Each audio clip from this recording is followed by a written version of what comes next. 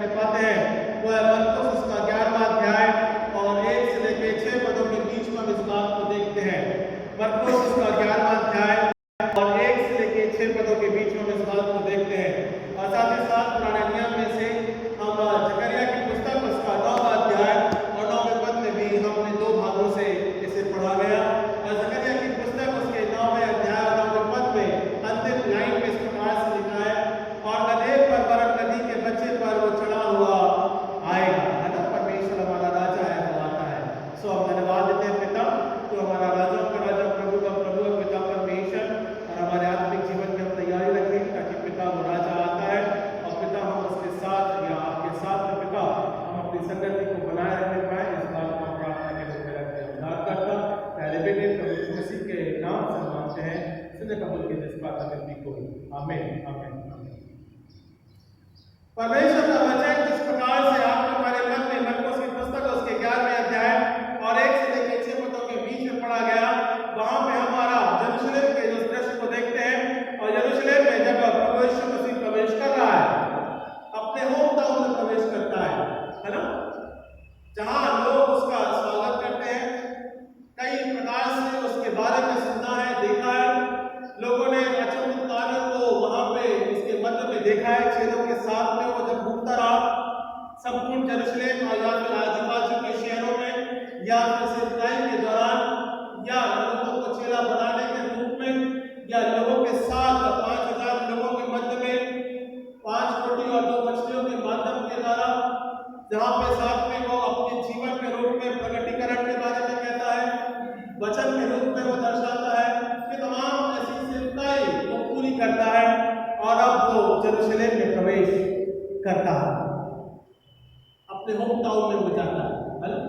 इसलिए जो कहते हैं प्रचारक जो होता है वो घर की मुर्गी दाल बराबर होती है, ठीक है ना।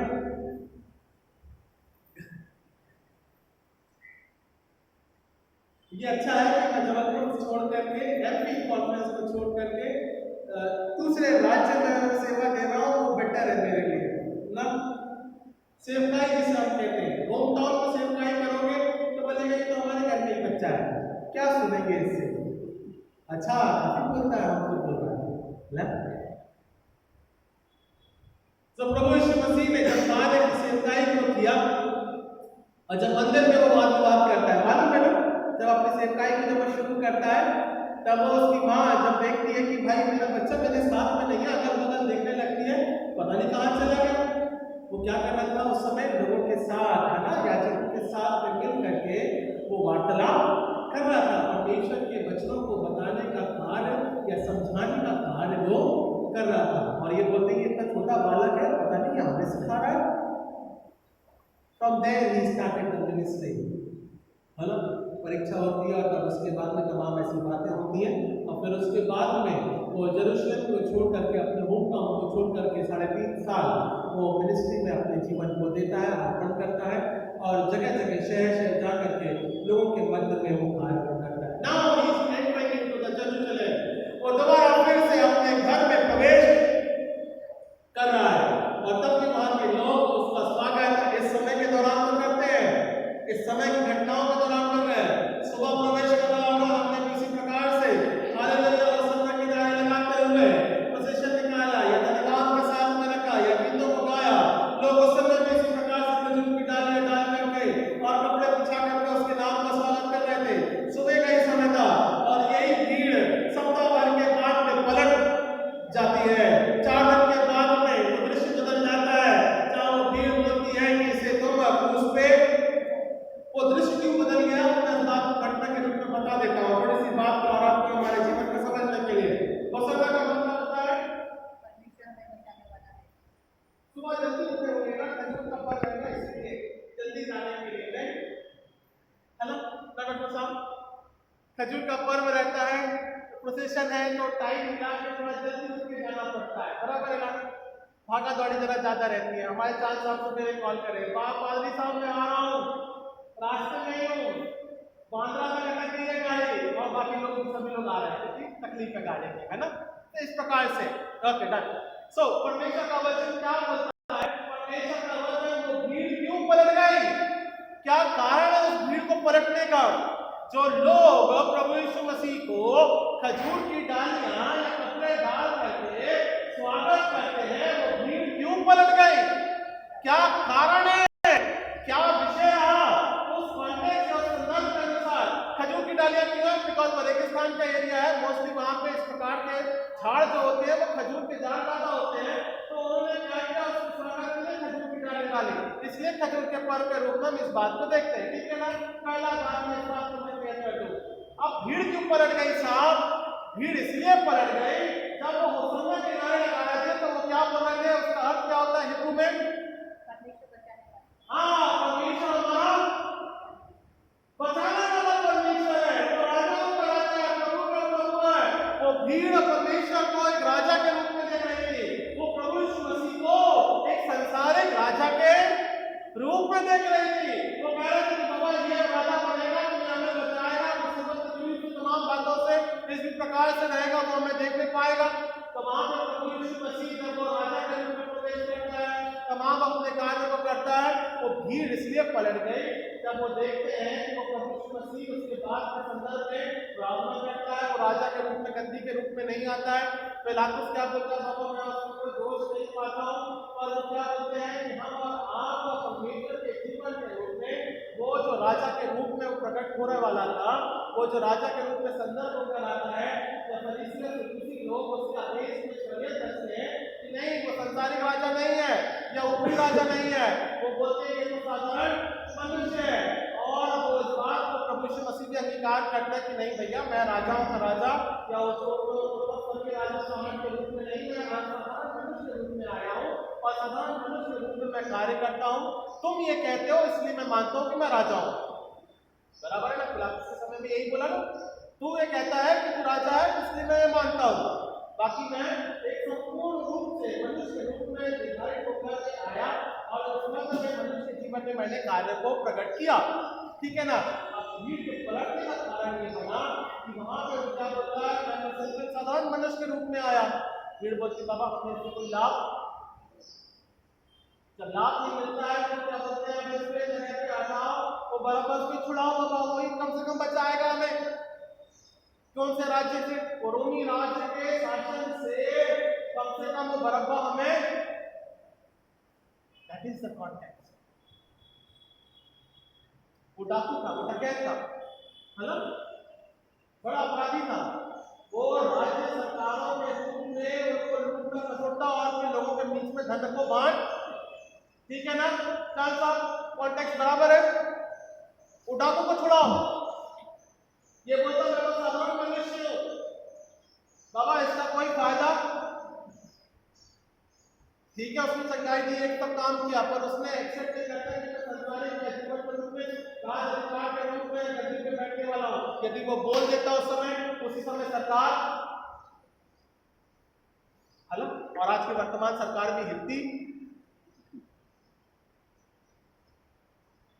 राजगद्दी को छोड़ना, रोमी साम्राज्य के लोग राजगद्दी में एक बार बैठ गए मतलब हम ही राजा हैं, दूसरा कोई राजा बन नहीं, इसीलिए वो भीड़ पलट गई। अगर प्रभु यीशु मसीह कह देता कि मैं राजा हूं तुम्हारे बीच में, और कहने में कोई दिक्कत नहीं थी, उसको रातों रात बना देते, वो शासनकाल पलट जाता, है ना?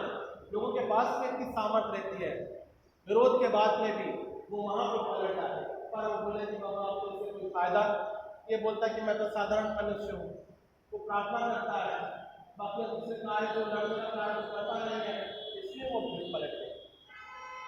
इसलिए हम हमारा उसको प्रभु यीशु मसीह को, क्योंकि वो निर्णायक हिस्ट्री में भी है, इतिहास में भी है, उत्पत्ति से भी है, वो हमारे नाम के लिए साधारण मनुष्य बनकर आया, साधारण मनुष्य जीवन में अपने जीवन को व्यतीत किया।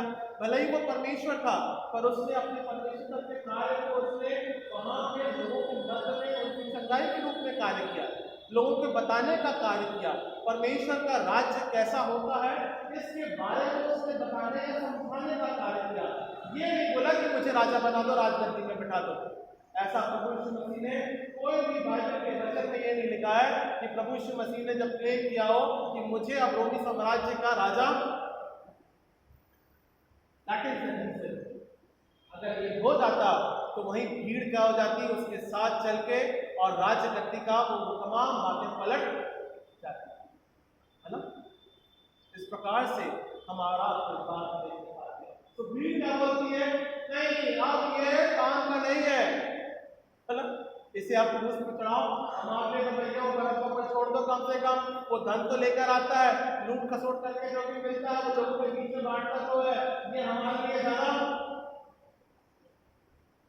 इसने कोई धन नहीं बांटा हमको, रोटी खिलाई बस खाली, बाकी और कुछ काम नहीं किया, ये राजा बेकार का है। इसीलिए समझ में आया, मेरी बात समझ में आ रही है, उस कॉन्टेक्स्ट को और उस संदर्भ को आप अच्छे से पढ़ेंगे, देखेंगे, सुनेंगे। भीड़ क्यों पलट गई, क्योंकि वो उसको संसारिक राजा के रूप में देख रहे थे, वो उसको संसारिक राजा के रूप में देख रहे थे, इसलिए भीड़ वो पलट गई। वो पूरी नहीं कर पाया उन बातों को जो कि एक संसारिक राजा के रूप में होती है। वो बोला नहीं, मैं तो साधारण रूप से किसी प्रकार से हूं, मैं तुम्हारे मन में कार्य करूंगा, सभी प्रकार से कार्य करूंगा और सब ठीक है इसी प्रकार से। भीड़ ने विद्रोह नहीं किया। भीड़ अगर विद्रोह करती, प्रभु यीशु मसीह बोलता कि मैं राजा हो जाता, तो उसे वो राजगद्दी पे बिठा, नहीं ये हमारा राजा है ना। कई ऐसे लोग हैं अफ्रीका में, कई इस प्रकार से, अगर हम इस प्रकार से देखते हैं तो लोगों ने क्या किया, कई प्रकार से राजा लोग का शासन था उनको हटा करके दूसरे राजा को बिठाने का कार्य किया। ये भीड़ करती है, आज भी भीड़ के पास में सामर्थ्य है, आज भी लोगों के पास में बदलने का सामर्थ्य है। जो भीड़ को लगता है, जो लोगों को लगता है, वो राजा को भी बना सकती है, और यही होता है हम और आप हमारे जीवन से इन बातों को देखते हैं। तो भीड़ के माइंड को पढ़ना, ये आजकल के 15 साल जिस प्रकार से चल रहा है, ये भीड़ की जो माइंड और साइकोलॉजी को जो बदला गया है, वो इस कारण से वो राजा बना हुआ है, बराबर है ना। जो 15 साल से राजा बना हुआ है, वो उसने क्या किया है, साइकोलॉजी को, मस्तिष्क के सोच विचार को, लोगों को, उसको वो बदल करके वो उसलिए राज कर रहा है। तो ये कार्य प्रभु यीशु मसीह करता था, वो कर भी रहा था, और भीड़ उसके लिए बहुत दीवाने भी थे, उस समय के नारे भी लगाए थे, और अगर वो कह देता कि मुझे राजा बनाओ, तो वाकई वो राजा बना देते उसको, वो तैयार थे उसके लिए। पर उसने ये सब नहीं चाहा, उसने कहा कि मैं जैसा हूं मैं मेरे जीवन के रूप में रखता हूं, और उसने उसकी मृत्यु या शरीर को उसने एक्सेप्ट किया। सो ये है मुसल्ला के नारे लगाना, या राजा के रूप में जब वो प्रवेश करता है। ये हो गया कॉन्टेक्स्ट, ठीक है ना। अच्छा, आप वचन के रूप में आते हैं। ओके, सो क्या लिखा है, परमेश्वर का वचन बोलता है, यहाँ पे परमेश्वर का वचन प्रभु यीशु मसीह अपने चेलों को भेजता है, और वो कहता है कि जाओ भैया, जा करके यरूशलेम में एक घर के पास में एक बच्चे को, जो गधी का बच्चा है, वो बंधा हुआ पाओगे, और उसके मालिक को बोलना भैया इसको प्रभु का प्रयोजन है, और उसे तुम खोल करके लेकर आओ, ताकि मैं उसमें सवार होकर के यरूशलेम में प्रवेश करने पाऊंगा। ठीक है ना। इस प्रकार से हम इस बात को देख लेते हैं। सो मसीह का वचन या उसका जीवन मसीह के तहत एक राजा के रूप में प्रकट होता है, और हम और आप उस राजा को आत्मिक राजा के रूप में देखते हैं, चंगाई करने वाला राजा के रूप में देखते हैं, प्रार्थना में सामर्थ्य राजा के रूप में देखते हैं, और वो तब उस प्रकार से वहां पे लोग उसको संसारिक राजा के रूप में इस बात को प्रकट करते हैं, वो सत्य के नारे लगाते हैं कि हमें बचा। वो भीड़ इस बात को प्रकट कर रही थी, हमें इस राज्य से, इस रोमी राज्य से, इसके दुख और तकलीफ से, इसके कर से, इसके बोझ से हमें बचा। ये उस संदर्भ में कह रहे थे। तो प्रभु यीशु मसीह इसको, इस बात को देखता है कि मेरे को इनके पापों के जीवन को बदलना बहुत जरूरी है, उनको उनसे बचाना बहुत जरूरी है, ये मेरे लिए राजा के रूप में कार्य करना बहुत जरूरी है। इसने इस कार्य को पूर्ण करने के लिए वो गधी के बच्चे को ऊपर सवार होकर आगे बढ़ता है।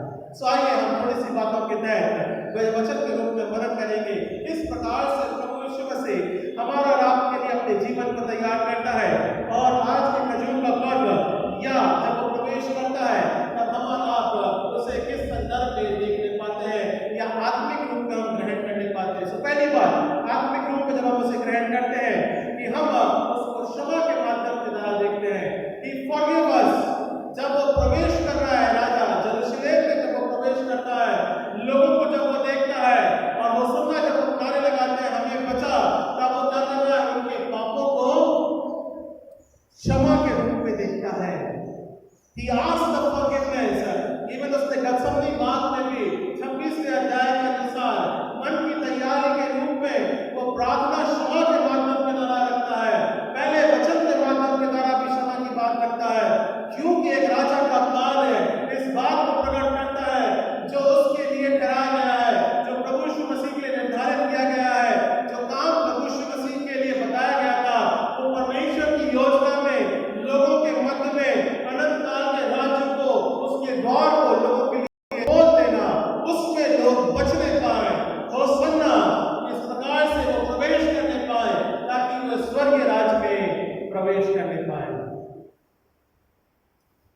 वो वैसा राजा है जो कि हमारे लिए द्वार को खोलता है, क्षमा के माध्यम के द्वारा वो हमारे लिए वो द्वारों को खोलता है। और इसीलिए हमारा उसी आत्मिक रीति से अपने जीवन को हम तैयारी के रूप में देखते हैं। जकरिया के उसके 9वें अध्याय 9वें पद में भी इसी बात को हम देखते हैं कि यहाँ पे हमारा वो गधी के बच्चे पर चढ़ा हुआ आता है, गधी के बच्चे के ऊपर एक नम्रता का प्रतीक है ना। आज के समय में अगर आप बैठोगे गधी के बच्चे के ऊपर तो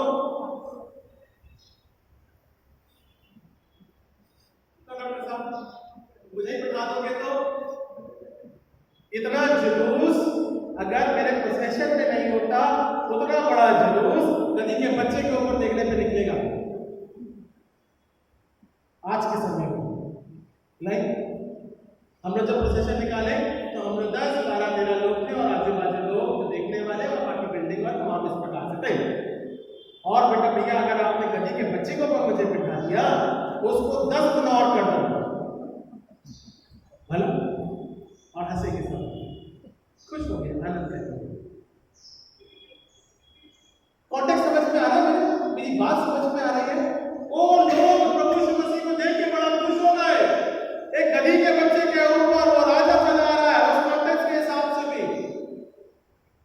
है ना? उसके लिए होशाना के नारे लगा रहे हैं। प्रभु यीशु मसीह बोलता पता नहीं कैसे गधे हैं, मैं तो बैठा हूं तो समझ में आता है यही गधे हैं। मैं जिसके लिए कर रहा हूं, जिसके कामों के लिए कर रहा हूं, जिस कार्य के लिए मैं कर रहा हूं, वो बराबर नारे तो बराबर लगा रहे हैं पर देख कुछ और रहे हैं, है ना। संसारिक राजा के रूप में वो सोच रहे हैं मैं आत्मिक जीवन के लिए देने के लिए तैयार हूं, जल की नदियां खोलने के लिए तैयार हूं, आत्मिक जल पिलाने के लिए तैयार हूं, पर ये वो गधे हैं जो कि संसारिक जीवन को प्राप्त करना मांग रहे हैं।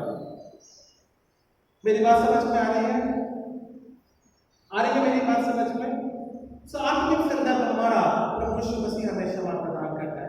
कौन निकालिए मेरे साथ में, कोई मेरे साथ निकाल लीजिए 2 कुरिन्थियों उसका 5वां अध्याय और 21वां पद। 2 Corinthians chapter 5 verse 21। नहीं में से 2 Corinthians chapter 5 verse 21 किसी को मिला? जो पाप से अज्ञात था हाँ, उसी ने हमको हमारे लिए पाप ठहराया। जो गधी के बच्चे के ऊपर चढ़ा आता है वो पाप से अज्ञात है, उसमें कोई दोष नहीं है, पर तब भी वो हमारे और आपके लिए होशाना के रूप में बचाने वाला परमेश्वर हमारे लिए वो बलिदान होकर के यरूशलेम में प्रवेश करता है, ताकि उसके क्रूसीकरण के माध्यम के द्वारा, उसके लहू बहाने के माध्यम के द्वारा हमारा और आपका आत्मिक जीवन बचाया जाए।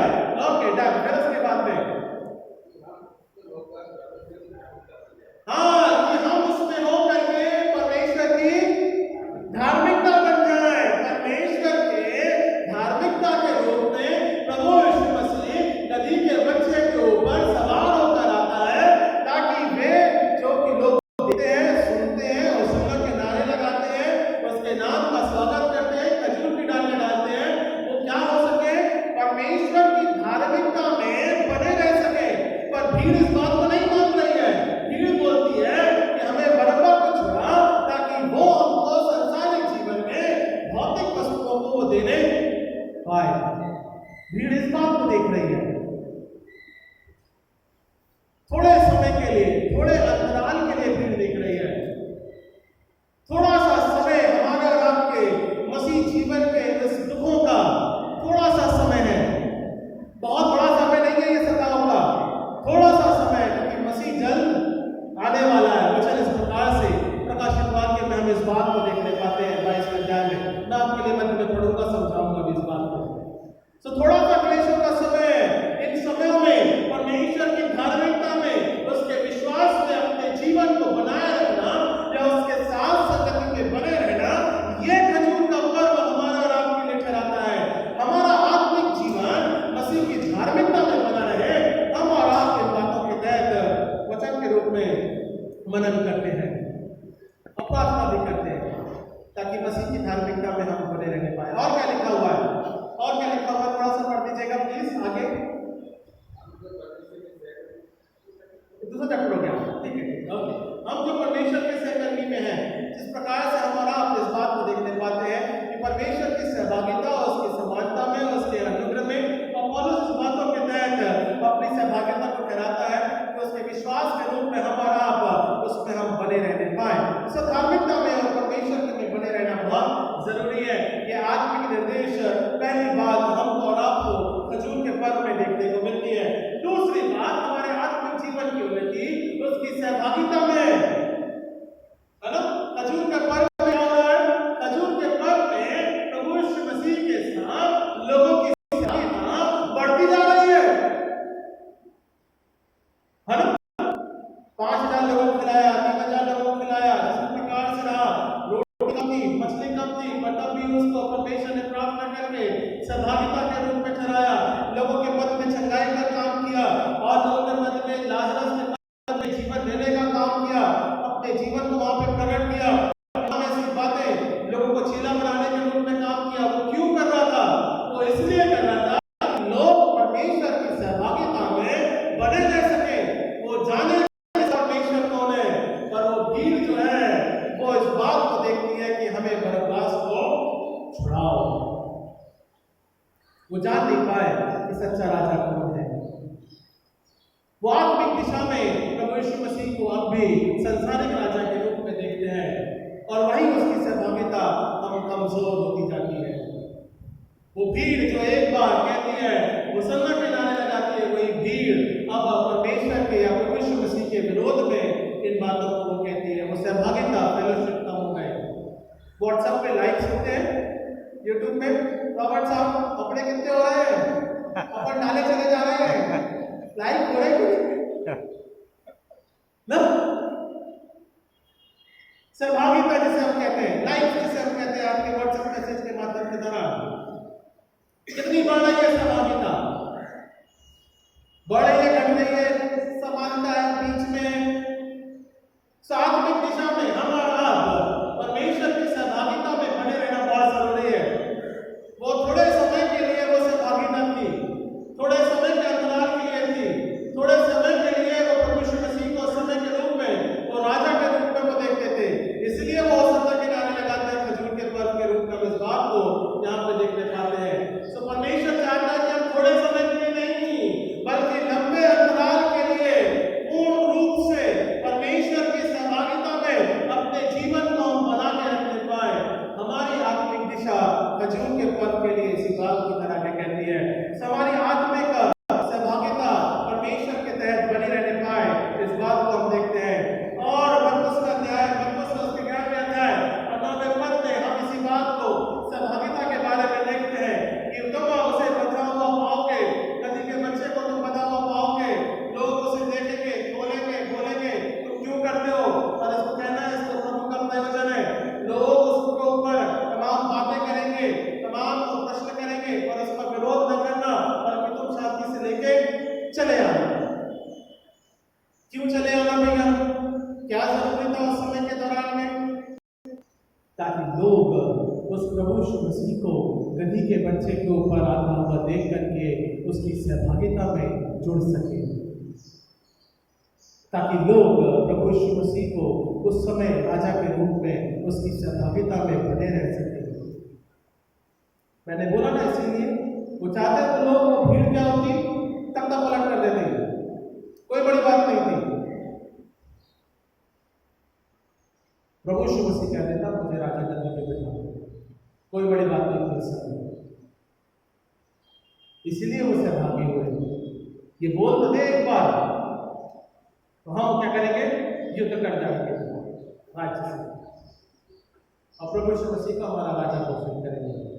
उसका नाम की ख्याति जो थी वो संपूर्ण यरूशलेम और यरूशलेम के आजू बाजू वाले क्षेत्रों में ये बहुत जरूरी है ना। एक नेता को लड़ने के लिए क्या चाहिए? नेता को लड़ने के लिए क्या चाहिए? एक लीडर को लड़ने के लिए, इलेक्शन में जीतने के लिए क्या चाहिए? वोट चाहिए। वोट कैसे आएगा? हाँ, सहभागिता से आएगा, लोगों के घर जाने से आएगा, है ना, जुड़ने से आएगा, है ना, व्हाट्सएप मैसेज के माध्यम के दौरान आएगा। बाद में वो 4 साल देखता नहीं है, पूछता नहीं है कि कहाँ है ना।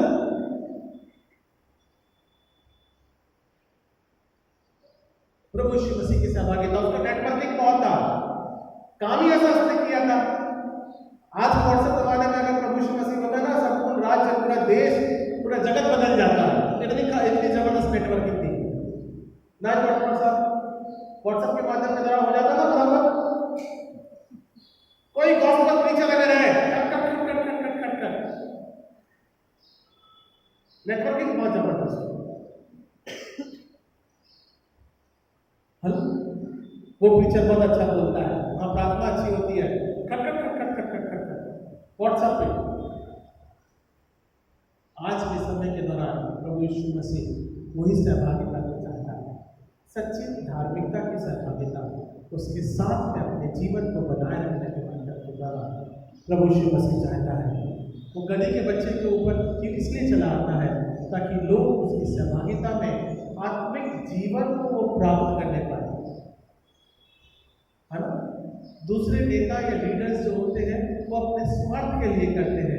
प्रभु यीशु मसीह ऐसा नेतृत्व करने वाला राजा था जो कि अपने जीवन को बलिदान करते हुए वो चाहता था कि उसकी आत्मिक सहभागिता में और परमेश्वर की सहभागिता में लोग बने रह सके। वो लीडर की सोच थी। ऐसा प्रभु यीशु मसीह हमारा लीडर था। वो वैसी सोच रखता था जो लोग परमेश्वर से दूर हैं तो परमेश्वर की सहभागिता में बने रह सके। वो हमारे आत्मिक जीवन को बदलना चाहता था। ऐसे लीडर वाली सोच होनी चाहिए। ऐसा नहीं कि मैंने जब लीडर बन गया तो मैं अपना स्वार्थ मैं पूर्ण करता हूँ। ऐसे लीडर्स नहीं थे। प्रभु यीशु मसीह ऐसा लीडर नहीं था।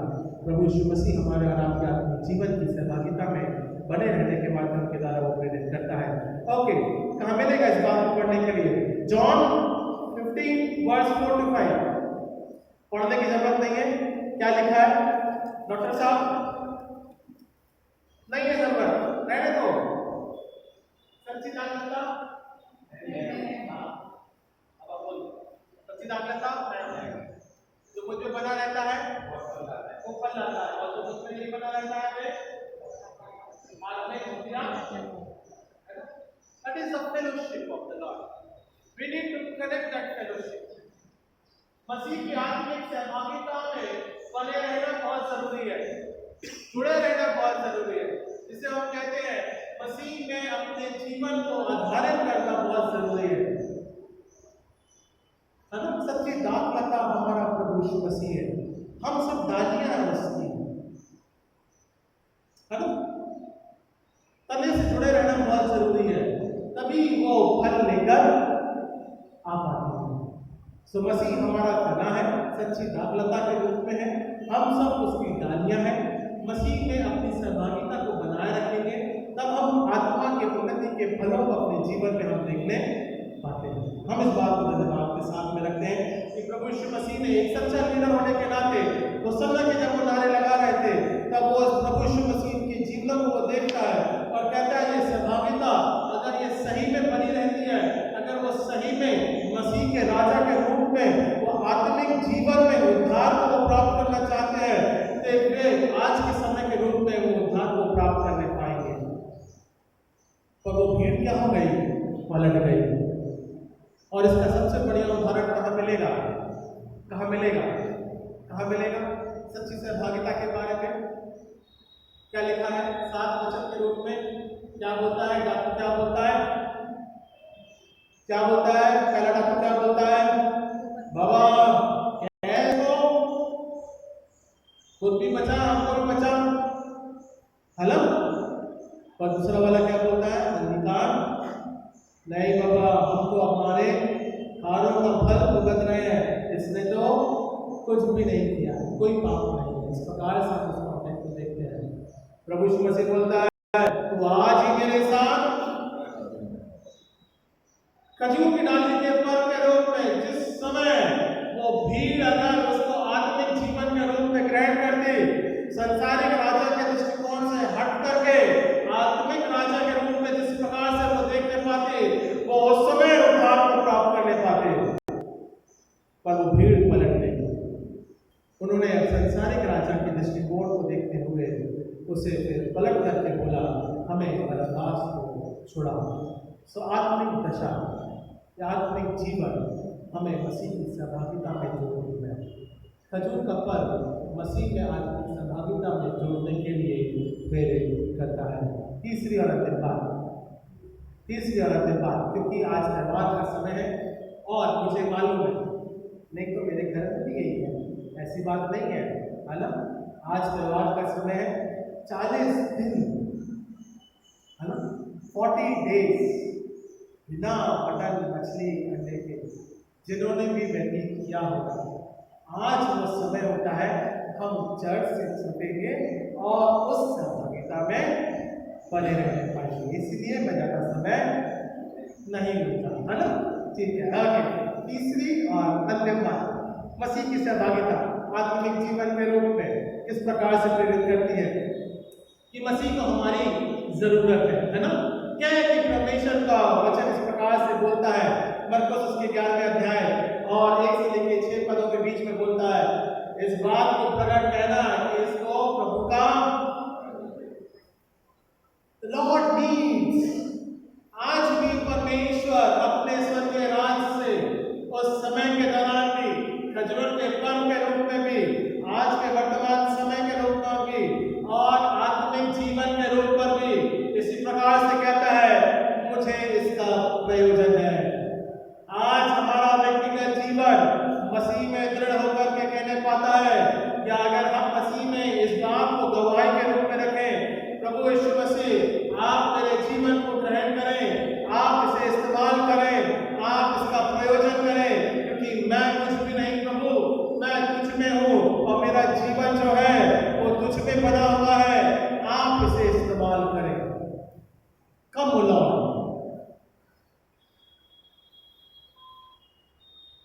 जो जरूरत है प्रभु मैं तैयार हूँ। प्रभु को और कोई जरूरत नहीं है, किसी ना धर्म की, ना वस्तु, ना विश्वास प्रकार से नहीं, बल्कि केवल एक प्रकार से, He needs the life, a spiritual life, जो उसने हमको और आपको अनुग्रह के द्वारा उपहार में जो जीवन दिया है, तो उस पर से लहू बहाने के माध्यम के द्वारा आज उसे हमारे प्रयोजन की आवश्यकता है, आज उसे हमारे जीवन की जरूरत है कि हे बेटा बेटी मेरे जीवन के तहत लौट आओ, या मेरे राज्य के तहत लौट आओ, या मेरे विश्वास के तहत लौट आओ, या प्रार्थना के माध्यम के द्वारा लौट आओ, पश्चाताप के माध्यम के द्वारा लौट आओ। आज प्रभु को हमारी जरूरत है। इसी संदर्भ के रूप में परमेश्वर निरंतर हमारे मध्य में कार्य करता है, विश्वासियों के मध्य में कार्य करता है, विश्वास के तहत वो हमारे जीवन को बढ़ाता है। और मैंने आपको पहले बताया था, मैं बुक ऑफ रेवलेशन से इस बात को समझाऊंगा, तो मेरे निकाल लीजिए revelation, the book of revelation, प्रकाशित वाक्य। प्रभु को इसका जरूरत है, क्यों है, या इस बात को हमारे आत्मिक जीवन की तैयारी के लिए भी प्रकट करता है कि प्रभु क्यों बोलता है। इस बात को अगर हम देखेंगे, the book of Revelation chapter 22 verse 1 to 5। फिर उसने मुझे बिल्कुल किसी झलकती हुई जीवन की जल की नदी दिखाई, जो परमेश्वर और मेमने के सिंहासन से निकलकर उस नगर की सड़क के बीचों बीच बहती थी। नदी के इस पार और उस पार जीवन का वृक्ष था। ओके, सो हम और आप क्या देख रहे हैं? नदी के इस पार और उस पार जीवन का वृक्ष देख रहे हैं ना। हम अचानक से उस बात को भी देखते रहते हैं, बताते रहते हैं, लोग के मध्य में प्रचार भी करते हैं। वो जीवन का वृक्ष इस प्रकार से है, इस पार भी है और उस पार भी है ना। कौन सा है जीवन का वृक्ष? In the book of genesis chapter 2, आदम और हवा और उनका पाप, बराबर है। कहाँ है आदम? इधर है। परमेश्वर बैठो बिना कपड़े के। किसने समझ दे दी इतनी जल्दी कैसे बोल पाया मेरे सामने? ये समझ तो मैंने दी नहीं तुझे। बोले पाप कर दिया। तो 2 पेड़ थे, जीवन और ज्ञान, है ना, बुद्धि का जिसे हम कहते हैं। वो वाटिका में जीवन का पेड़ अब वो प्रभु यीशु मसीह प्रकाशित वाक्य उसके 22वें अध्याय में हमें प्रकट होते हुए कहता है ना। अच्छा, अब जो ये लिखा है ना, फिर उसने मुझे क्या लिखा है? बिल्लोर सी छलकती हुई, बिल्लोर सी छलकती हुई जीवन के जल की नदी दिखाई। बिल्लोर से मतलब क्या होता है मालूम है? उजियाले है ना, चमकदार जिसे हम कहते हैं। इसका मतलब है परमेश्वर ने आपके आत्मिक जीवन को चमकदार बनाया है। अंधकार में उत्पत्ति से लेके प्रकाशित वाक्य के आखिरी अध्याय तक आपको आत्मिक आंखें खोलने का, चमकती हुई और इस प्रकार से पढ़ने का, समझने का, ज्ञान का सब प्रकार से दिया है। विश्वास हमें करना जरूरी है ना। सो बिल्लोर से चमकती आंखें मतलब परमेश्वर ने हमको हर प्रकार से ज्ञान से परिपूर्ण, सोच और विचार से परिपूर्ण किया है। अब विश्वास करना हमारे जीवन का आधार होना चाहिए। और वो बहुत क्लियरली बता रहा है, यूहन्ना इस बात को बोल रहा है, देखो भैया, जो तुम्हें आंखें दी गई हैं, जो आत्मिक जीवन तुम्हें दिया गया है, वो चमकदार है। इस बात को तुम ध्यान में रखो। और जीवन का वृक्ष कैसा है? दोनों तरफ है ना, दोनों तरफ है। आदमी भटकना है ना, आदमी भटकना ना डर सकते, आदमी भटकना नहीं चाहिए। नेविगेशन जिसे हम कहते हैं, गूगल मैप जिसे कहते हैं, हाँ भटको नहीं, बराबर से आपको दिखाएगा। तो जीवन के जल की नदी तुमको कम ना पड़ जाए तो नदी भी है, तुम्हें प्यास की दिक्कत जाएगी, तुम पानी भी पी सकते हो, और फल की जो आशा तुम रखते हो वो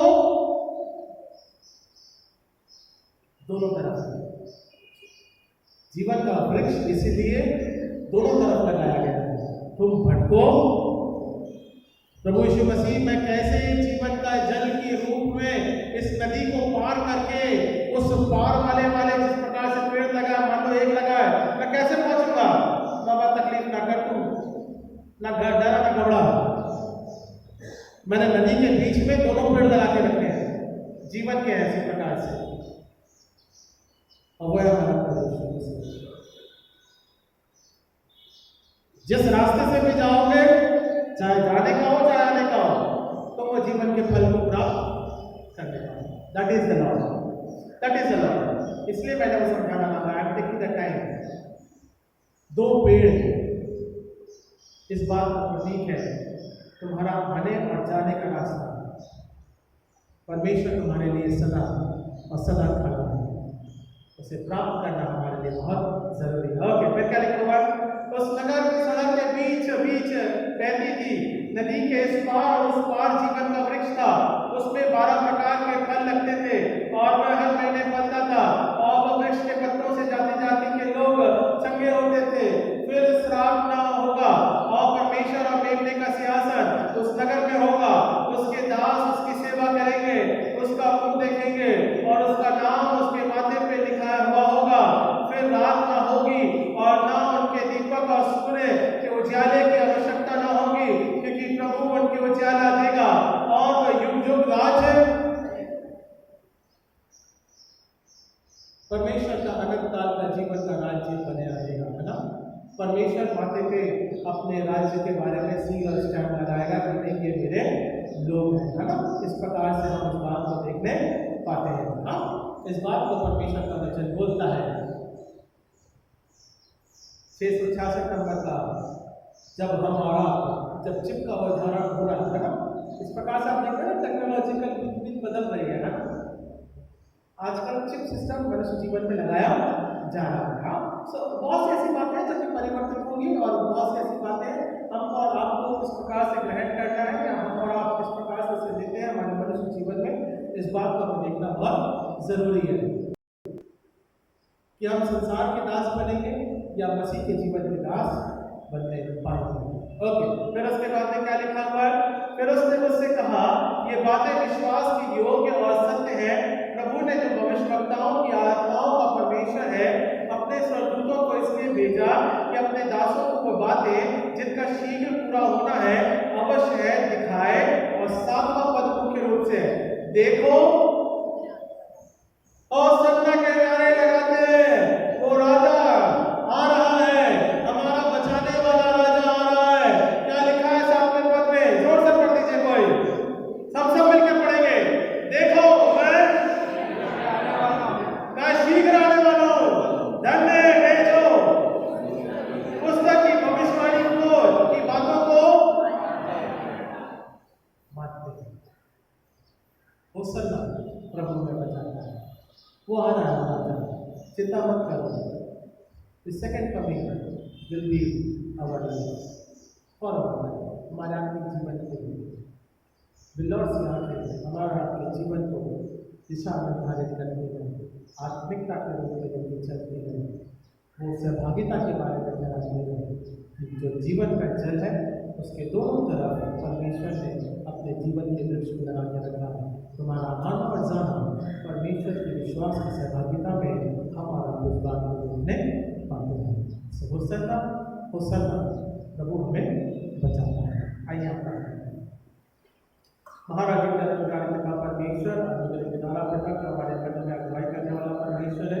पिता आत्मिक रूप में पिता आपने हमारे जीवन को संभाला है, अपनी दया में रखा। इस बात को पिता प्रार्थना के रूप में रखते हैं। पिता अपनी आत्मिक दिशा में दया है और जीवन के रूप में पिता परमेश्वर हमारे आत्मिक जीवन का उद्धार करता। प्यारे बेटे प्रभु यीशु मसीह के नाम से मांगते हैं, सुनने कबूल के आमीन।